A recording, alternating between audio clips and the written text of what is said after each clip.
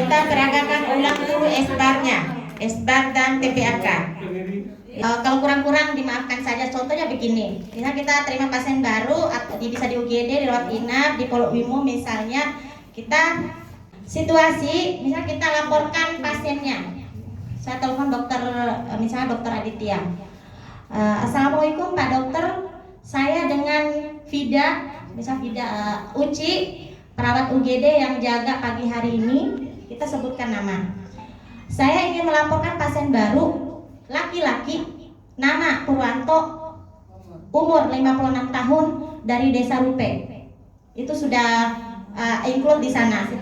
Keluhannya misalnya ya, keluhannya demam hari ke-6 disertai nyeri kepala, muntah 6 kali, nyeri ulu hati, BAB cair 2 kali.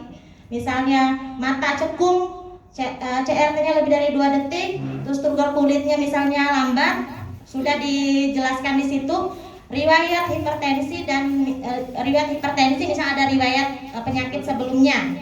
Terus keluhan KU-nya lemas, misalnya KU-nya lemas, kesadarannya CM komposmentis, tensinya 90/70, heart rate-nya 86 kali per menit, suhunya 38 derajat Celcius, respirasi rate-nya 18 kali per menit, misalnya saturasi oksigennya misalnya 99%. Itu TTP dan kondisi saat ini. Kondisi sebelumnya misalnya, mohon maaf Pak Dokter, pasiennya sudah konsumsi paracetamol di rumah 500 ml, sama misalnya amoxicillin 500 mg tadi jam 6 pagi. Misalnya memang ada obat-obatan yang diminum misalnya di sana, di backgroundnya misalnya.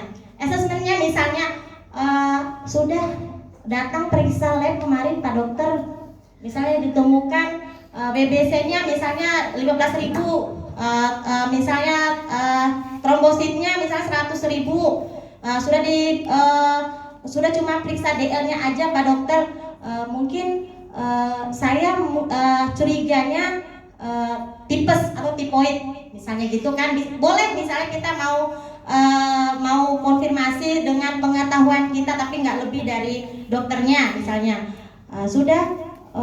Oke, baik katanya Pak Dokter, tolong dipasangkan infus RL 20 TPM, paracetamol 500 mg dilanjutkan saja per 8 jam, amoxicillinnya dilanjut saja 500 mg per 8 jam. Mohon dicek tip Vidalnya, misal dokternya. Nah, ini yang rekomendasinya itu kita harus konfirmasi dokternya. Baik Pak Dokter, saya konfirmasi ulang ya. Terapinya RL 20 TPM, paracetamolnya 500 mg per 8 jam, amoxicillinnya 500 mg per 8 jam, dan dicek Widal. Oke, sesuai. Jadi harus konfirmasi. Jangan sampai kita cuma oke, udah selesai. Biar nggak kesalahan rekomendasinya.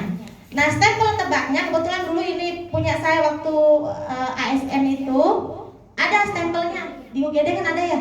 Nah, ada di UGD stempel tebaknya. Di stempel di situ penerima pesan, jam, paraf, sama pemberi pesan, paraf dan tanggal jamnya di situ ada semua. 1 kali 24 jam wajib dikonfirmasi oleh dokter penanggung jawabnya.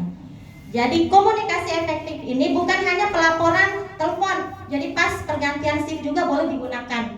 Soalnya pas dokter Sura tanyanya ini juga dulu komunikasi efektifnya itu.